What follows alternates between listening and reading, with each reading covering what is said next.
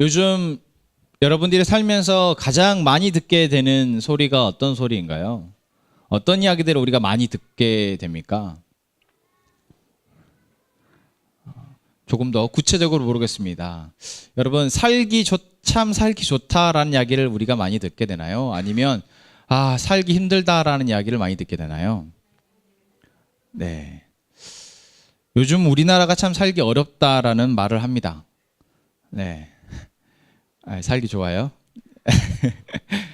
우리 권 형제는 살기가 좋은 나라라고 생각하는 것 같습니다.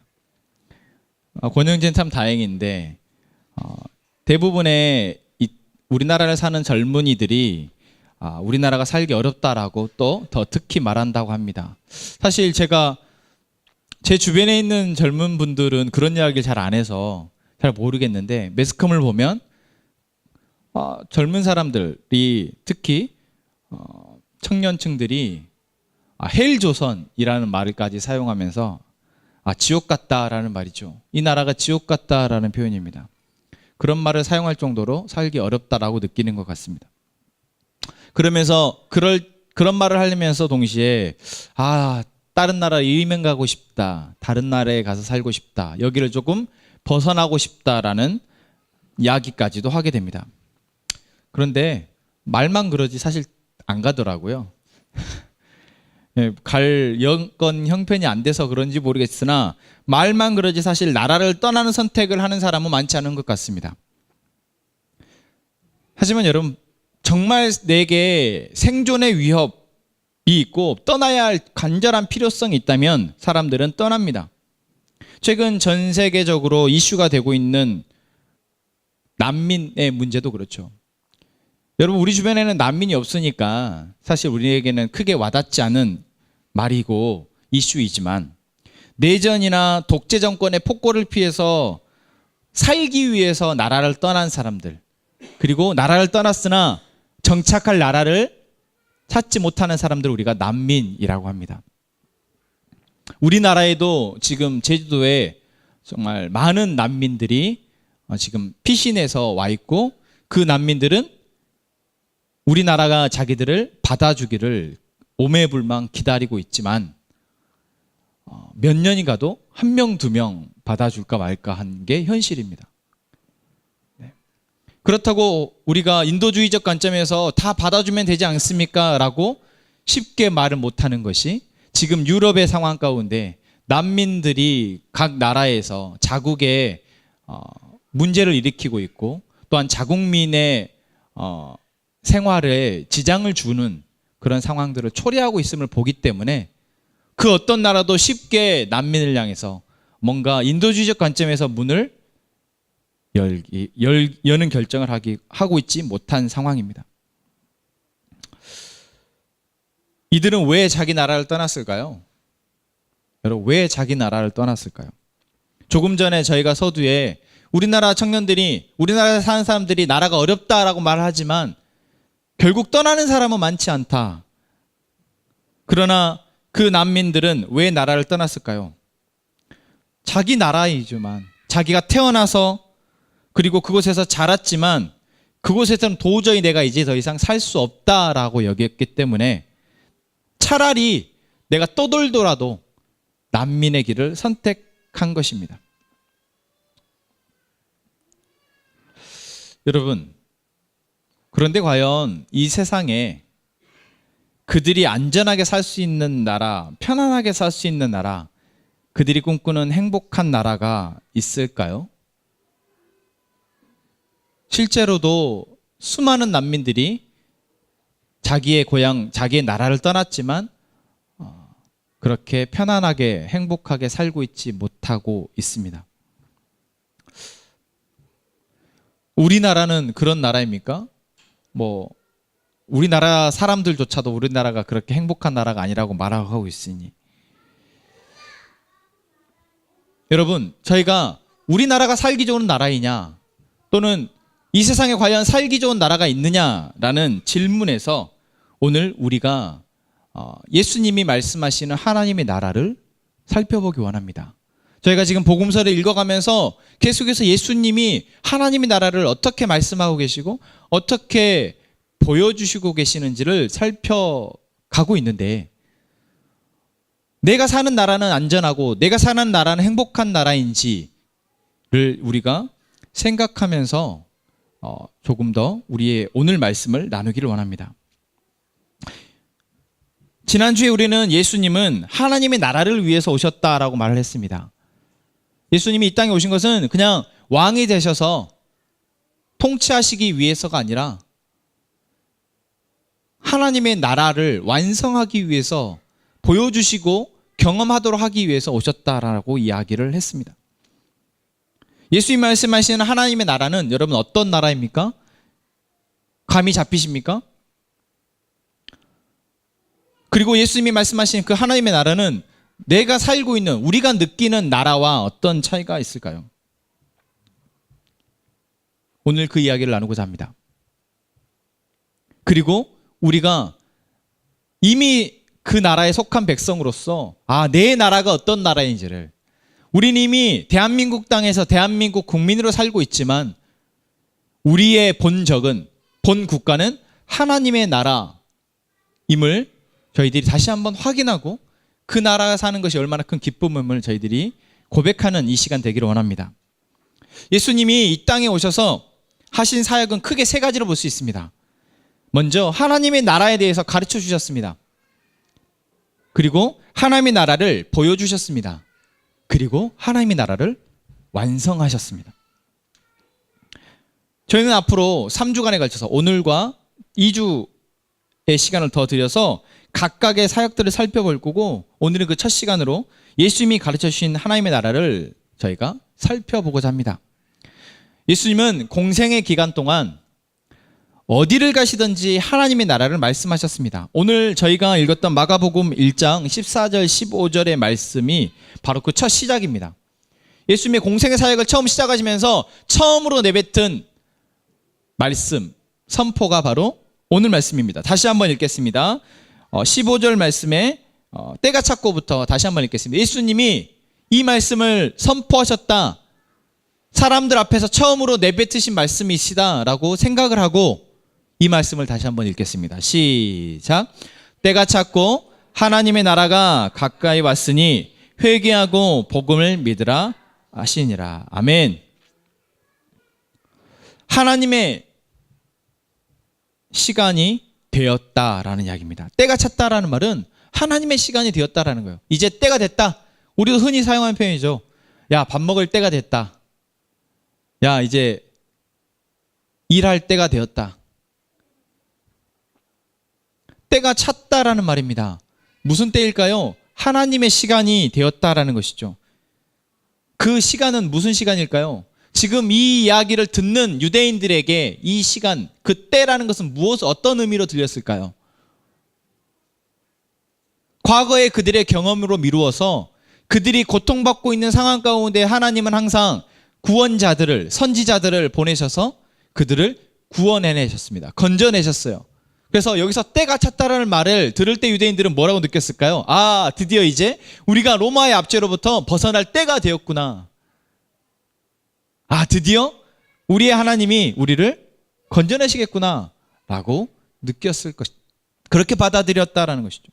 또 예수님이 말씀하신 게 하나님의 나라가 가까이 왔다라고 말씀하십니다. 때가 되었는데 우리를 구원하실 것인데, 이제 우리를 구원한 이후에, 우리를 건져내신 이후에 우리로 하여금 하나님의 나라를 살게 하실 것이다 라는 거예요.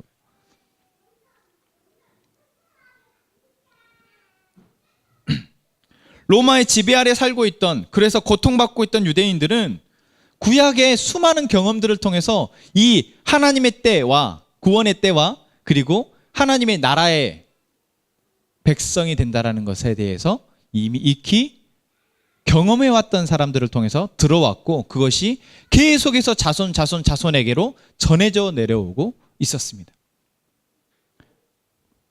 그렇게 예수님이 때가 찼고 하나님의 나라가 가까이 왔다라고 했을 때 그들은 이렇게 받아들였을 것입니다. 이스라엘 백성들이 애굽에서 430년 동안 종살이할 때, 그리고 그 고통 가운데서 그들이 부르짖었을 때 하나님이 모세를 보내서 이스라엘 백성들을 애굽에서 건져내시고, 그리고 하나님이 약속하신 가나안 땅에 들어가서 그곳에 하나님의 다스리시는 나라, 하나님이 주시는 평안, 그 기쁨, 그 행복을 맛보며 살아가도록 했던 그 역사를 기억하며, 드디어 이제 우리가 로마의 압제로부터 벗어날 때가 되었구나.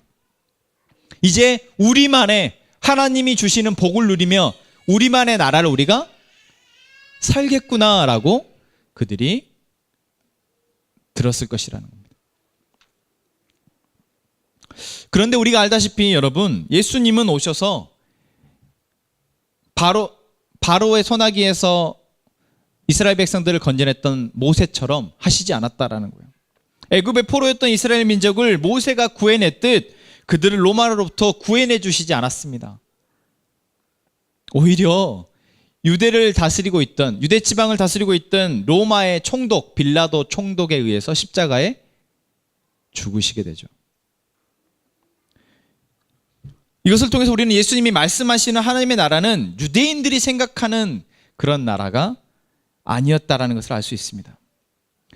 그리고 여러분, 유대인뿐만 아니라 사실 우리가 이제 2019년에 대한민국을 살면서, 그리고 우리가 하나님을 믿으며 하나님이 약속하시는 그 행복, 그 하나님의 나라가 우리가 생각하는 그런 행복, 우리가 생각하는 그런 하나님의 나라가 아닐 수도 있다라는 것이죠. 왜냐하면 지금껏 우리가 살아왔던, 우리가 경험해왔던 나라는 하나님이 말씀하신 하나님의 나라와 너무 차원이 다르기 때문입니다.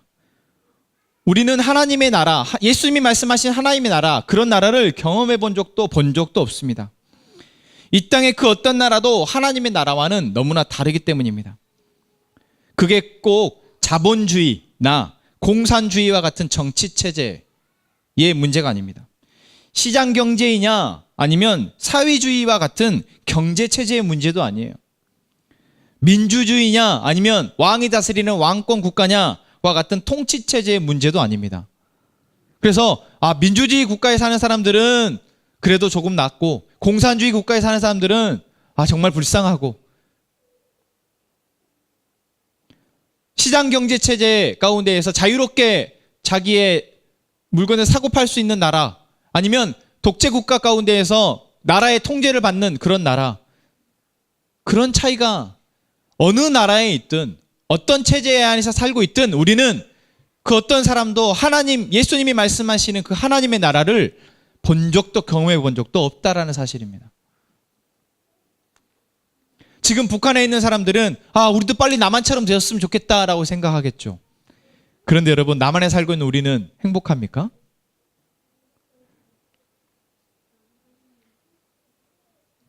여러분, 북한에 있는 주민들이, 시리아에 있는 그 난민들이 시리아에서 못 살겠어요. 이 독재 체제 국가에서 내전이 있는 이 나라에서 못 살겠어요. 살고 싶어서 제주도 땅에 와서 우리 좀 받아주세요라고 하고 있는 그 수많은 난민들이 과연 우리나라의 국민이 되면 그들이 꿈꾸는 행복한 나라를 살 수 있게 되는 걸까요? 독재 국가가 아니니까, 공산국가가 아니고 민주주의 국가이고 시장경제체제 자유가 있는 나라니까, 여러분, 그런 나라에 살면은 행복합니까? 여러분이 생각하는 하나님의 나라는 어떤 나라입니까? 여러분, 우리가 생각하는 하나님의 나라, 하나님 주시는 행복은 어떤 행복인가요? 혹시 우리가 유대인들과 같이 예수님이 선포하시는 하나님의 나라, 그 구원을 들으면서도 오해하고 착각하고 있었다면, 이 시간 우리가 계속해서 예수님이 말씀하시는 하나님의 나라를 보면서 우리가 그 가르침을 들으면서 바뀌어지기를 원합니다. 우리가 명심해야 할 것은 그 어떤 체제도 결국 그 체제를 지탱하는 기본 이념은 인간 중심이다라는 거죠. 인간이 인간의 힘으로 충분히 행복할 수 있다라고 생각하는 그 중심에서 모든 나라와 모든 체제들은 만들어졌기 때문에, 그렇게 형성된 나라는 그 나라가 왕이 다스린 나라든 대통령이 다스리든 아니면 여러 지도층들이 함께 다스리든 그 나라는 분명 불안정하고 한계가 있다라는 것입니다. 여러분, 우리는 이미 성경을 통해서 알고 있습니다. 이 세상은 하나님이 만드신 세상이고 하나님의 다스림 아래에서만 완전하고 평안한 세상이 될 수 있기 때문에 창조주 하나님의 다스리심을 거부하고 자기가 주인이 되고자 하는 사람들에 의해 세워진 나라는 그 어떤 나라도 그 어떤 체제도 우리에게 행복을 줄 수 없다라는 사실입니다. 그래서 예수님이 오셔서 하나님의 나라를 회복하라고 말씀하시는 것입니다. 이제 하나님의 때가 되었고 이제 하나님의 나라가 가까이 왔으니 자기가 주인이 되고자 했던 죄를 먼저 회개하고 하나님이 말씀하시는 그 복음을 믿으라라고 말씀하시는 겁니다. 조금 더 우리가 주인이 되는 나라를 한번 살펴볼까요? 우리가 지금 살고 있는 나라는 내가 주인이 되어서 각자의 기준에 따라서 자기의 행복을 추구하고 살아가는 나라입니다. 원시 시대부터 생각해 보세요. 신석기 시대부터 우리 한 사람은 혼자서는 살아갈 수 없다라는 것을 본능적으로 알고 본능적으로 남자는 여자를 만나서 짝을 이루고 본능적으로 그 짝이 이루어진 사람들은 가족을 이루고 그 가족들은 무리를 이루고 그렇게 해서 마을이 형성이 되고 그렇게 해서 부족이 형성이 되고 그렇게 부족들이 모여서 나라를 형성했습니다. 그렇게 형성되어진 나라들이 수천 년의 시간 동안 생겨나고 없어지고 생겨나고 없어지고 생겨나고 없어지고를 반복해 지금에까지 이르렀습니다. 그동안 수없이 많은 것들이 바뀌어왔지만 변하지 않는 한 가지 사실이 있는데 그것은 바로 사람과 사람 사이에 높고 낮음이 있다는 것입니다.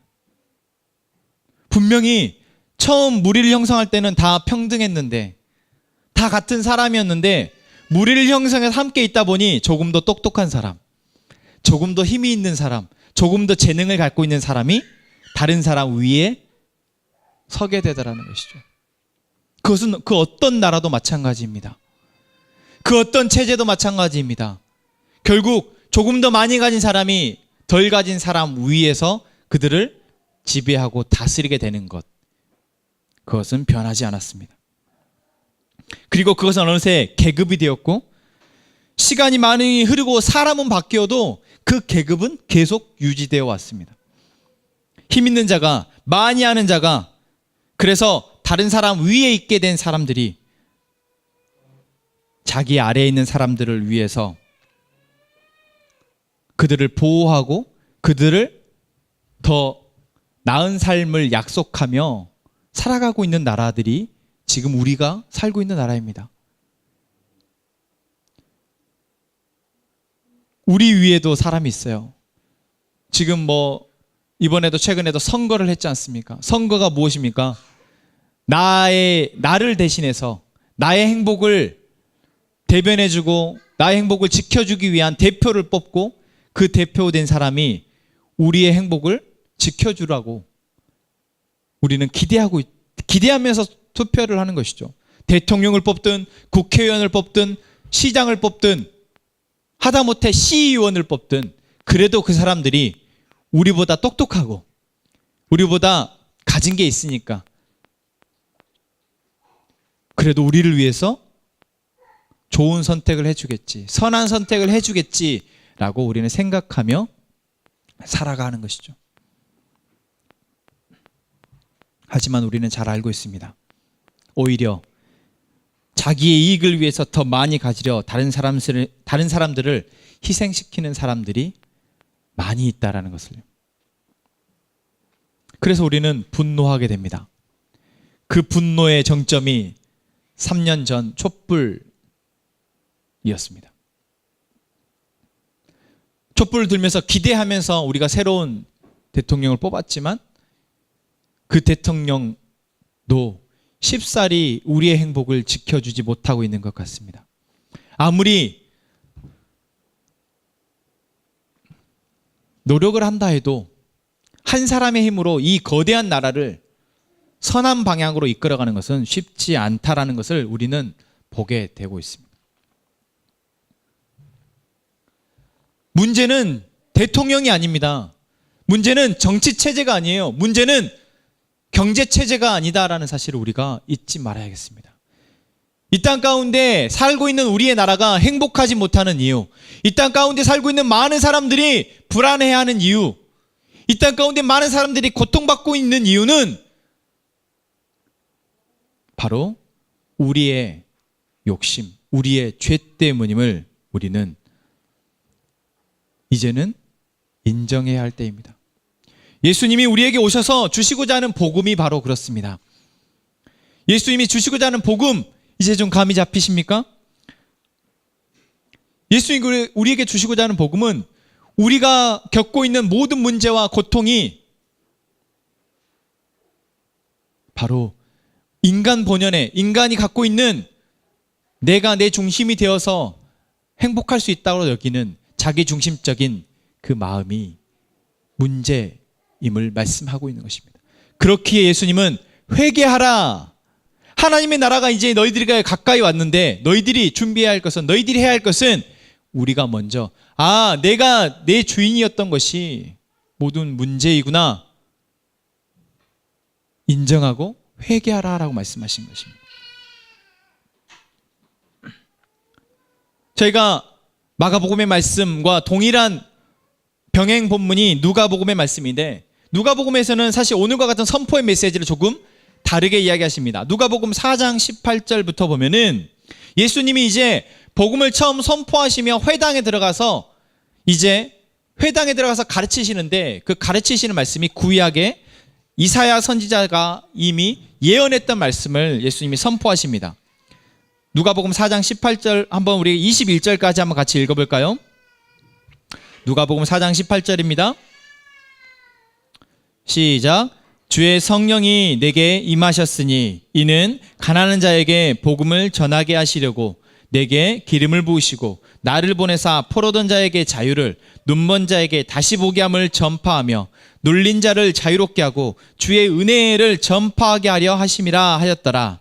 아멘. 예수님이 회개하라, 천국이 가까이 왔느니라 라고 말씀하신 이 말씀이 누가복음에서는 어떻게 표현되고 있습니까? 가난한 자에게 복음을 전하게 하고 내게 기름을 부으셔서 포로된 자에게 자유를, 눈먼 자에게 다시 보게 함을, 눌린 자를 자유롭게 하는 은혜를 전파하게. 내가 지금 와서 말하는 이 하나님의 나라는 개개인들이 각자가 자기의 욕심 가운데 살면서 누군가를 짓밟고 누군가를 상처를 주고 누군가를 억압하고 누군가를 착취하며 살아가고 있는 우리에게 그것을 깨닫게 하셔서 더 이상 눌린 자가 없도록, 더 이상 갇힌 자가 없도록, 더 이상 억울한 자가 없도록, 더 이상 고통받는 자가 없도록 하시기 위함이다라는 것입니다. 그것이 바로 예수님이 오셔서 말씀하고 싶은 하나님의 때, 은혜의 때입니다. 하나님의 때는 고통받고 있는 사람들을 건져나시고자 하는 때입니다.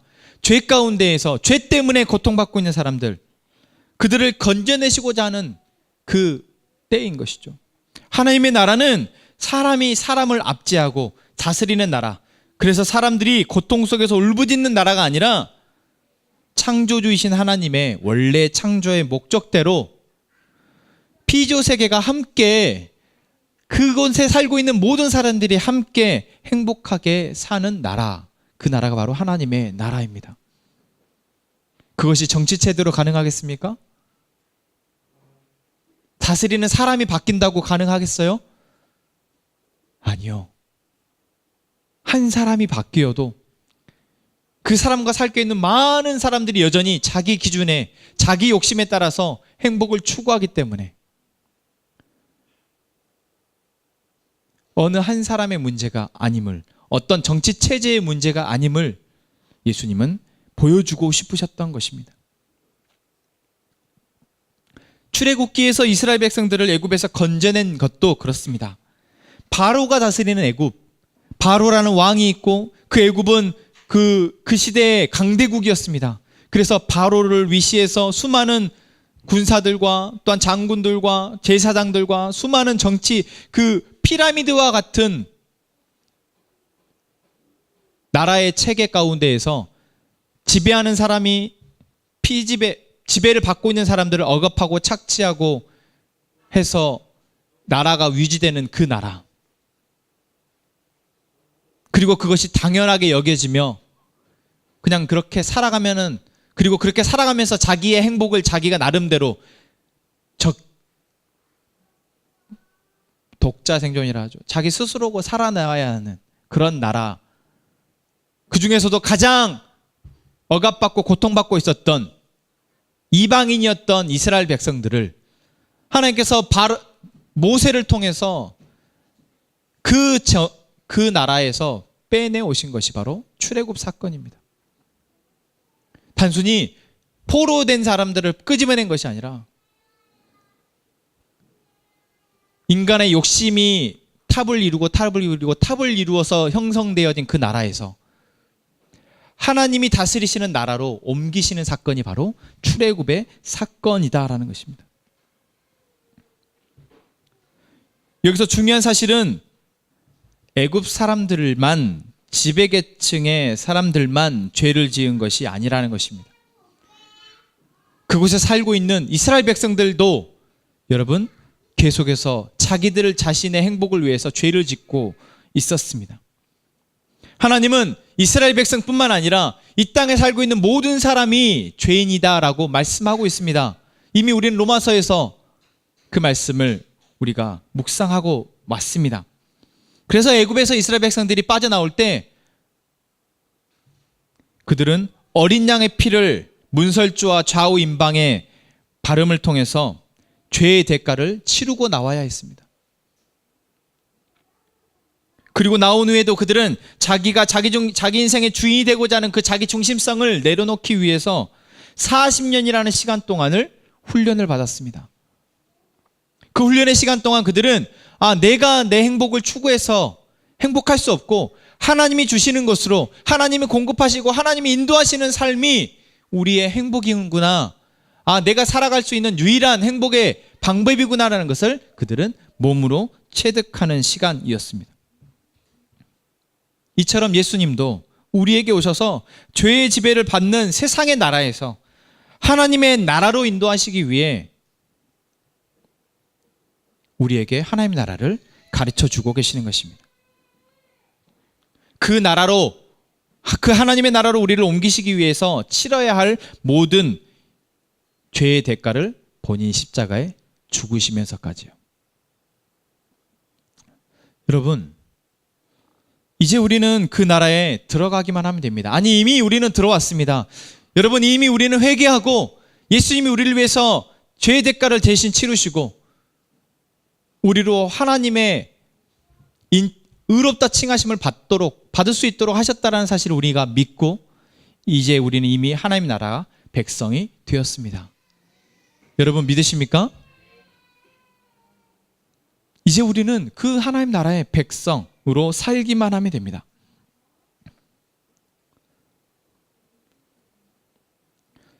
그런데 우리가 살던 나라가 하나님의 나라와 너무나 동떨어지기 때문에 우리는 예수님이 가르치신 하나님의 나라를 조금 더 자세히 배워야 합니다. 듣고 봐야 합니다. 마태복음 5장은 예수님의 설교 가운데에서 누가 복이 있는 사람인지, 누가 하나님의 나라에 들어갈 수 있는 사람인지를 말씀하십니다. 사실 하나님의 나라에 들어갈 수 있는 자격을 말씀하는 것이 아닙니다. 그 나라에 사는 백성들은 이렇게 산다라는 것을 보여주시는 것입니다.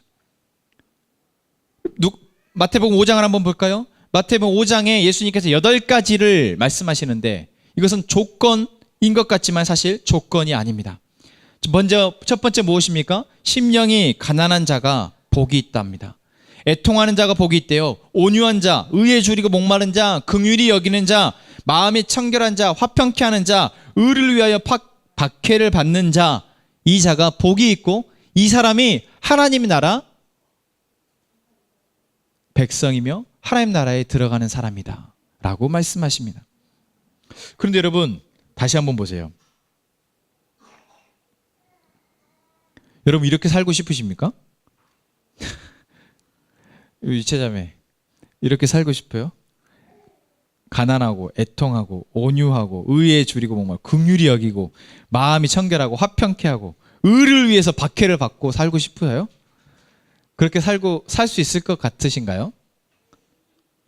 만약에 이것이 하나님의 나라를 들어가는 조건이라면 여러분 누가 들어갈 수 있을까요? 이 세상에 그 어떤 사람도 들어갈 수 없습니다. 근데 우리는 착각했던 거예요. 하나님 나라를 들어간다는 것은 어떠한 자격과 요건을 갖추면 들어가는 것이고 그 나라를 들어가서도 그 자격을 계속해서 내가 유지하고 있어야지만 그 나라의 백성으로 살 수 있다라고 착각을 하고 있었다라는 것입니다. 여러분 가만히 있어도 이 8가지의 내용을 살고 사라지는 사람은 아무도 없습니다. 우리는 대부분 마음이 가난하기를 두려워하고 자기의 죄성에 애통해하는 것을 애통해하기보다는 감추기를 원하고 온유하면 바보라 생각하고 불의에 줄이며 다른 사람을 긍휼히 여기보다 자기 연민, 자기 사랑에 빠져서 상처 입기에 바쁘고 눈에 보이는 것은 다 욕심을 내고 다른 사람과 화평하기보다는 관계를 깨트리는 것이 쉽고 익숙하고 불의에 눈 감고 불의를 저지르기 쉬운 것이 바로 우리랍니다. 우리지 않습니까? 여러분 나 한 사람만 그렇게 산다면 좀 창피한 일이지만 대부분 그렇게 살고 있다는 사실이 우리에게 오히려 위안이 됩니다. 그게 이 세상을 살아가는 생존 방식이라고 사실 우리는 생각하고 있지 않습니까? 세상은 그렇게 살아가야 돼 라고 말하고 있지 않냐고요. 여러분 사실 뉴스를 보고 드라마를 보고 영화를 봐도 대부분 다 예수님이 말씀하신 이 8가지 복 있는 사람처럼 살아가지 않고 오히려 반대로 살아가려 하고 그렇게 살아가는 사람이 오히려 더 행복해 보이는 것이 사실입니다. 심지어 하나님을 믿는다고 말하는 우리조차도 이렇게는 못 살죠 하나님. 목사님 이렇게는 못 살죠. 우리는 죄인이라서 이렇게 못 살아요. 그래도 들은 게 있어서. 그런 예수님이 말씀하신 이 가르침이 여러분 하나님의 나라 백성은 이렇게 살아야 한다라고 말씀한 것이 아니라 하나님의 나라 백성은 이렇게 살 수 있게 된다라고 말씀하신 것이라면요. 하나님이 우리 아버지 되시고 하나님이 세상을 만드신 주관자이시며 예수님이 나를 위해서 그 하나님 백성으로 살도록 하시기 위해서 십자가에 죽으셨다는 사실을 믿고 그 믿음으로 살기를 원하는 사람들은 이 8가지의 모습으로 살 수 있게 된다면요.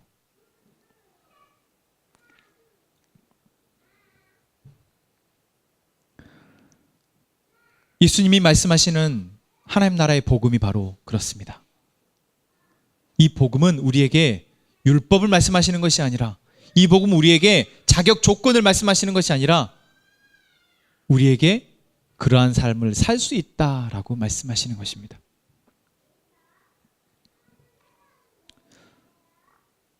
그래서 5장 이 8가지의 복 있는 사람을 이야기하시면서 예수님이 너희들은 세상의 빛이라 너희는 세상의 소금이다 라고 말씀하시죠. 여러분 근데 우리는 교회를 다니면서 세상에 빛이 되어야 된다, 소금이 되어야 된다라고 말을 들으면 마음이 너무 무겁습니다. 어떻게 그렇게 살아? 조금 전에 주연자매가 기도하면서도 그런 이야기를 했죠. 우리가 그렇게 살 수 있도록 해주십시오. 그렇게 살 수 있도록 해주십시오. 세상에 뭔가 이웃을 사랑하고 하나님 나라를 보여주는 삶을 살 수 있도록 해달라고 기도했습니다. 하지만 기도하는 마음 가운데 그럴 수 있을까요? 이러한 마음이 드는 것 또한 사실입니다. 그러나 예수님이 이 말씀하시는 것은 너희가 이렇게 해야 돼! 이것이 너희의 의무야! 너희의 책임이야! 라고 말씀하는 것이 아니라 그렇게 되게 해주겠다. 세상의 소금, 세상의 빛이 되게 해주겠다. 오른뺨을 맞으면 왼뺨을 돌려댈 수 있는 그런 마음의 평안과 여유를 가진 사람이 될 수 있게 해주겠다. 원수를 만나면 미워하고 죽이는 사람이 아니라 원수까지도 사랑하는 사람이 되게 해주겠다라고 말씀하시는 것입니다. 그리고 그러한 사람들이 사는 나라가 하나님의 나라이다라고 말씀하시는 것입니다. 하나님의 나라는 그런 나라입니다. 우리가 살고 있는 뺏고 뺏기는 나라가 아니라 하나님이 공급자 되시기 때문에 하나님의 은혜로 살아가기 때문에 심령이 가난할, 온유할 수 있고 의에 줄이고 목마를 수 있으며 화평케 하는데 마음을 쓸 수 있는 그런 사람들이 사는 나라입니다. 그리고 그 나라는 이미 예수 그리스도의 십자가의 죽으심을 통해서 완성되어져 있지만 또한 예수 그리스도를 살아냄을 통해서 우리가 완성해야 하는 나라입니다. 예수님이 다시 오시는 그 순간 완성되어질 나라입니다. 그리고 우리는 그 나라를 살아가기 위해서 무엇을 해야 합니까? 먼저는 그 나라에 들어가기 위해 회개하고 예수님이 하나님이 이루어 놓으신 일을 믿는 것이죠. 그러나 이미 우리는 그 사실을 믿었기 때문에 이제 우리가 해야 할 일은 무엇이겠습니까? 예수님이 말씀하시는 그 하나님의 나라를 우리가 좀 더 배워야 한다는 것이죠. 그냥 한번 들어서 좋은 나라네가 아니라 내가 사는 나라, 내가 보는 나라, 그 나라와 무엇이 다른지, 그리고 그 나라를 살게 하시는 하나님의 약속을 우리가 믿고 그 나라를 살도록 도우시는 성령 하나님의 그 인도하심을 바라보며 우리가 살아가야 한다는 것입니다. 그래서 여러분, 우리가 묵상하는 복음서 말씀이 정말 중요합니다. 또한 성경 전체가 말하고 있는 하나님의 나라를 우리가 봐야 합니다. 그리고 그 나라를 소망해야 하는 것입니다. 그래서 우리의 눈으로 가난한 자가 부욕해 되고 우리의 눈으로 포로된 자가 자유케 되고 눈먼 자가 다시 보게 되고 눌린 자가 자유롭게 되는 그 나라를 우리의 눈으로 이 땅 가운데서 우리가 볼 수 있게 되기를 소망합니다. 우리가 먼저 눌려 있다면 자유롭게 되며 우리가 먼저 눈이 멀어 있다면 보게 되고 우리가 먼저 고통받고 있다면 그 고통 가운데에서 건져주시는 하나님의 은혜를 경험하기를 원합니다.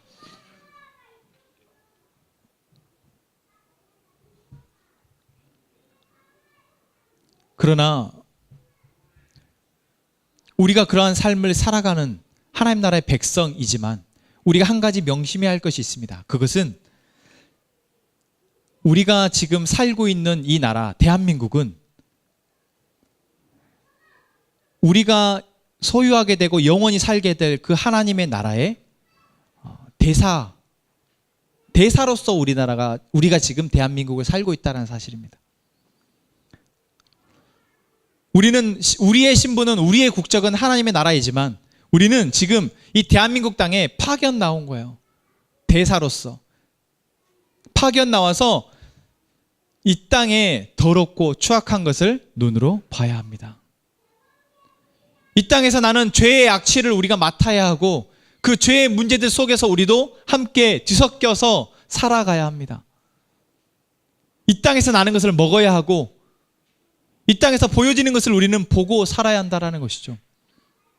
그러다 보면 우리가 어느새 내가 하나님의 나라 백성임을 잊어버리게 되는,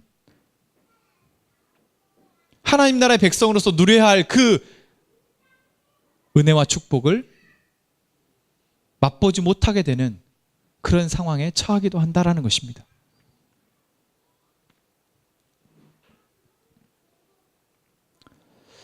여러분, 어떻게 살아야 할까요? 하나님의 대사로서 우리가 그 하나님이 주시는 그 축복을 온전히 누리고 살려면 어떻게 살아야 할까요? 먼저는 우리가 하나님의 백성임을 정확하게 우리가 선언해야 합니다. 나는 대한민국 사람이 아니야. 나는 대한민국 국민, 대한민국 시민이 아닌 하나님 나라의 백성으로서 대한민국에 파견 나온 대사야. 그래서 비록 내가 이들이 겪고 있는 고통과 문제 상황을 함께 겪고 있고 같이 살아가고 있지만 나는 하나님의 영원한 나라가 있고 그 하나님이 대사인 나를 보호하시고 또한 대사가 내가 살아갈 수 있는 것들을 공급하고 계신다는 사실을 우리가 믿음으로 살아가야 할 줄로 믿습니다.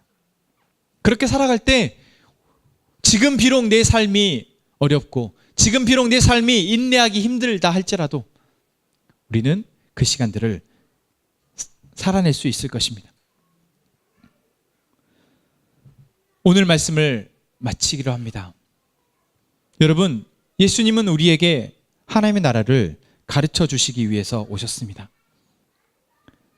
가는 곳마다 가르치셨고 그 기록이 복음서의 기록입니다. 우리는 그 기록들을 통해서 하나님의 나라가 우리가 살고 있는 나라와 얼마나 다른지를 조금 느꼈으면 좋겠습니다.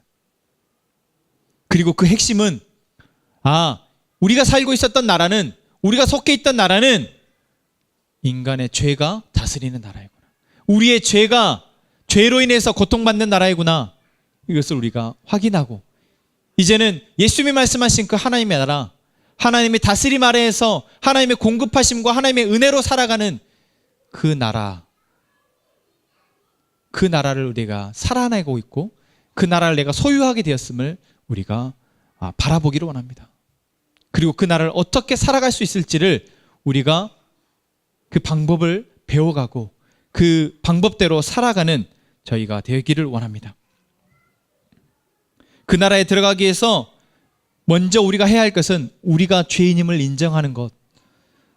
이미 한번 인정했더라도 여전히 우리 안에 계속해서 우리의 죄가 우리를 지배하려 하고 있음을 우리가 바라보고 그것들을 경계하며 오히려 그것 때문에 더 기도하는, 하나님을 의지하며 나아가는 저희가 되기를 원합니다. 우리에게 베푸시는 하나님의 은혜는 이미 우리에게 주어져 있습니다. 이미 주어진 그 하나님의 은혜를 누리며 살아가는 저희 모든 형제 자매 여러분 되시기를 원합니다. 이 시간 우리 함께 여러분들에게 주신 이 말씀 가운데에서 여러분에게 들려주시는 음성을 여러분의 믿음의 고백으로 다시 하나님께 올려드렸으면 좋겠습니다.